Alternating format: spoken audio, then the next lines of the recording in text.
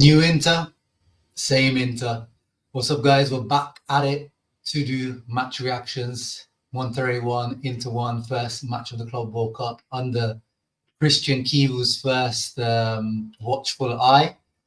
And I've seen some mixed reactions online, but I thought I haven't seen the full game, full disclosure, because I was watching it through alternate means and then the link got taken down when I was using. So I've seen about a good 60 minutes of the game, not the end of it.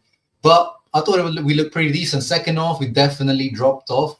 But one thing we can say, as I said, new Inter, but it looks the same Inter. People were excited. Christian Chivu coming in. We're going to see a new lineup, new players.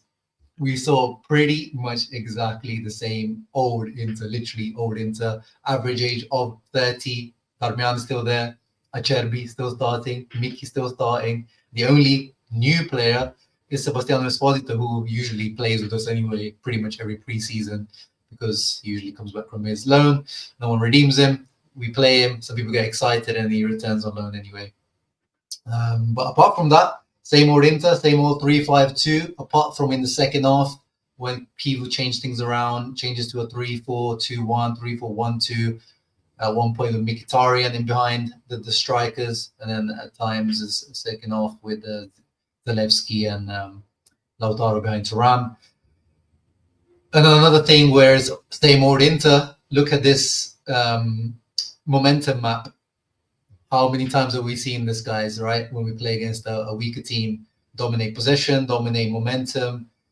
The little bit of green in the first half that Monterrey had, the corner, they score off it. And then we continue the domination in the second half. There was definitely a drop-off after the substitution and after the general energy levels dropped from Inter. But yeah, the amount of chances missed is something that we are completely used to, like the one here from Barella giving it to Darmian, kicking it over. Then there was one, I'm not going to show it because it might get copyrighted. Augusto into Esposito, tap in, and he misses it. And this is where, the point we talk about, people always say, why don't you interplay the young Italians, give them a chance instead of the Taremi, the Correas, and Arnautovic, which I get. But imagine this, guys. San Siro, 80,000 people. Inter Torino winning 1-0, or Inter drawing 1-1. This ball comes into Esposito, and he misses like this, and the match finishes 1-1, or Inter will lose. He's going to get the exact same treatment as the Arnautovic's, the Correas, and Taremis. He's going to start getting booed. His confidence is going to completely die. We saw with Bellanova, he might even cry on the pitch, might have to be consoled. It's not easy. It's not easy being the backup striker. It sounds like, oh yeah, you just come on and do your little thing. But, the margin of error that us fans and in general you have as the backup striker at club like Inter is very, very small. And actually, there's even more pressure on you. I don't know if you recently saw, there's been a video interview released recently of Alexis Sanchez of how he had to prepare himself mentally under Conte to just play those 15-20 minutes that Conte used to give him.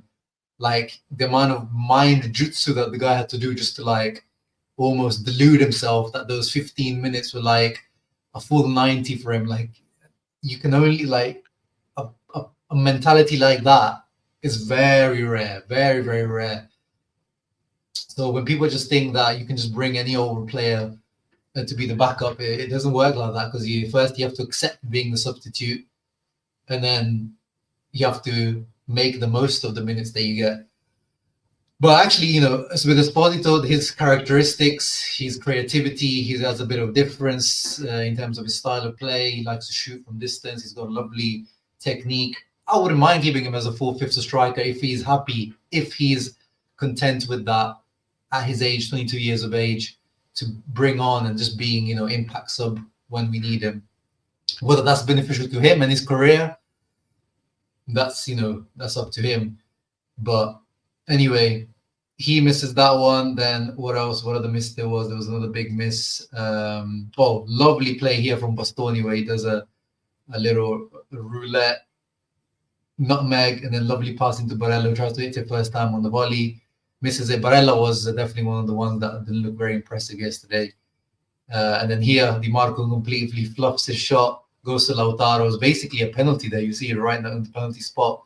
Tries to swivel, hits it over the bar.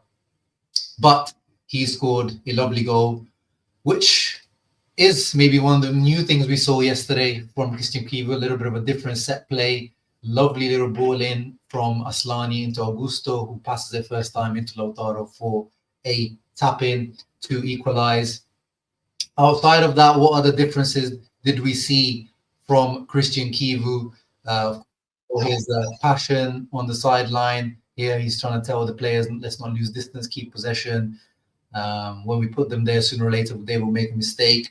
So actually, I'm a little bit surprised because I thought from what I saw from his interviews before he joined Inter, he seemed like he was maybe some a little bit more pragmatic, but actually seems like he's trying to push Inter to be even more of a high pressing, high defensive line team. And De Vrij mentioned it the other day when they interviewed him that, he's only come in a few days, De Vrij, from his international break, but he's saying that Chivu wants them to be a little bit more aggressive.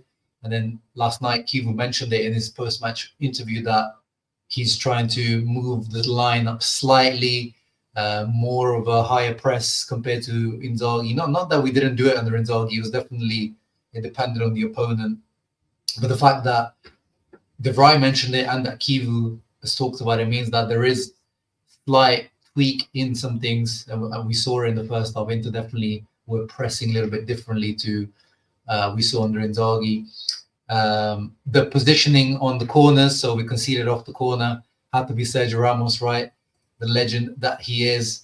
But Lautaro said we are now defending zonally of corners and set pieces, which before under Inzaghi was mixed, definitely more man marking / zonal in some areas, but it seems like Chivu is going fully zonal, which can look bad. When zonal doesn't work, it looks really bad because it looks like you just left players completely free.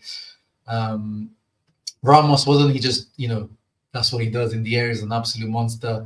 It's funny that he dunked on Bastoni.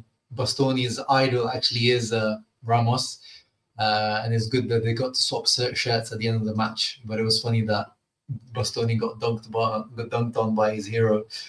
Interesting team actually, Monterrey. A lot of players that you recognize from European football. Obviously, Ramos is the obvious one, but Sergio Canales makes me feel old. About 10, 12 years ago, this guy was one of the up-and-coming Spanish attacking midfielders at Sociedad. Oliver Torres, I remember him, Porto, Atletico Madrid, and obviously Lucas Ocampos had a pretty decent European career overall. But Monterrey, 3-5-2, very organized 3-5-2. Didn't make life easy for Inter for sure. And I have to give it to all the South American teams that I've seen till now in this tournament. They have been very organized. And I would say they're the ones that actually want to really show out of this tournament, really probably want to win this tournament more than the European counterparts. The fans, there's not even a competition there. The fans, the South American fans have been killing it. The Boca, River, the Monterrey fans, like the scenes outside of the stadiums, around the stadiums, in the stadiums. Wow. Hats off to these guys.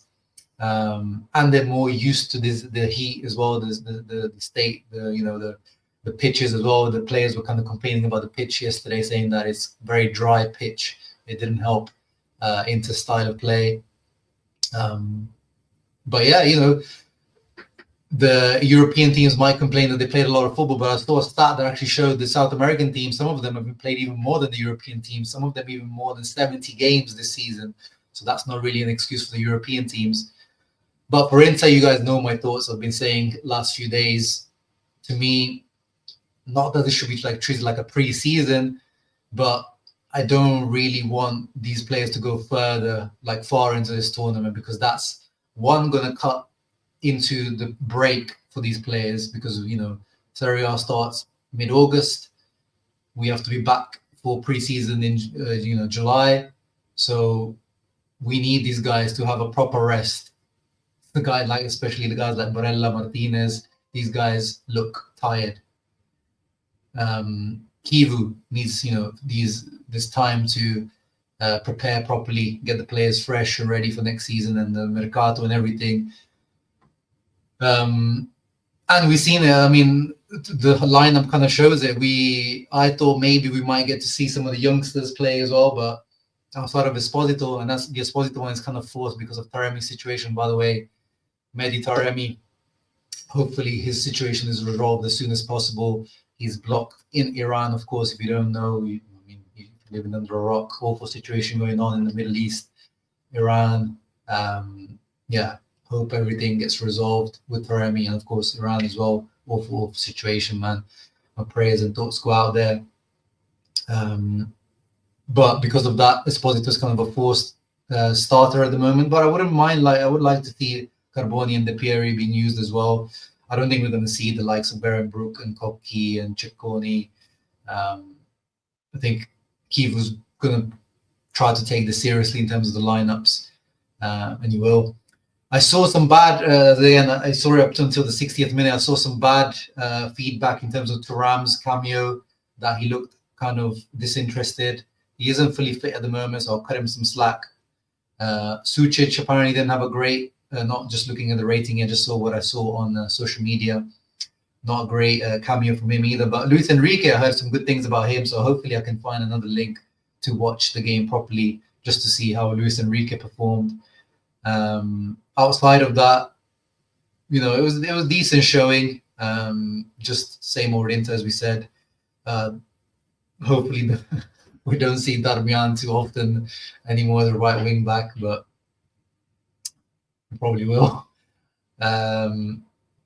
Yeah, not too much to say outside of that from me. You guys let me know your comments down below. As I said, Zalewski came on in a more attacking position in the second half, which was interesting to see. So hopefully that points to Chivu being more flexible with the formation. Also, obviously today we saw the usual 3-5-2, but I think he probably seems like he might want to tweak more towards the 3-4-1-2, 3-4-2-1. So hopefully we give him the right players for that, especially if he wants to play a 3-4-1-2, attacking midfielder. Hopefully we are still within the Nico Paz race. And of course, Boni. That's a video that you can expect in coming days from me, the Boni Scout Report, the live stream to give the player ratings for all the Inter players this season. I think we should do it now, even though we have the Club World Cup going on. And yeah, of course, any other transfer news related things you can expect from me. But yeah, that was Christian Chivu's first game, 1-1 against Monterrey. You guys let me know your thoughts. What did you make of it? Did you watch it? Are you going to watch the next one? The next one is on Monday against the Urawa Reds from Japan. We kind of have to win if we want to qualify to the next stage, because Urawa played won their game. So I'll be watching that one probably because it is at 8 p.m. UK time kickoff. So DAZN is showing these games for free, the live streaming, just the replay. They're not showing it for free. But yeah, leave a thumbs up, subscribe to the channel. As always, Club World Cup, Serie A, any competition, always Forza Inter.